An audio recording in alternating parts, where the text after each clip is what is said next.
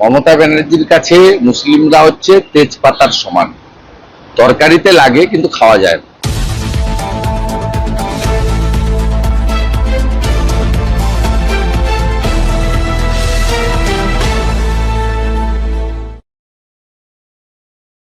হ্যাঁ,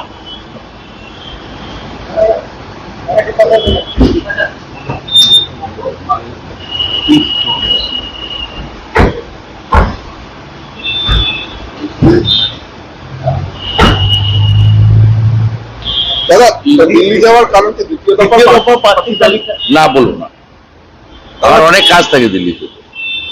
সন্দেশখালীর সংখ্যালঘু মানুষ বলছে এতদিন তাদের ইউজ করা হয়েছে কোনো শুধু ভোট ব্যাংকের জন্য, কি বলবেন? এটা শুধু সন্দেশখালী নয়, গোটা রাজ্যের মানুষ, সংখ্যালঘু মুসলিমরা বুঝেছে।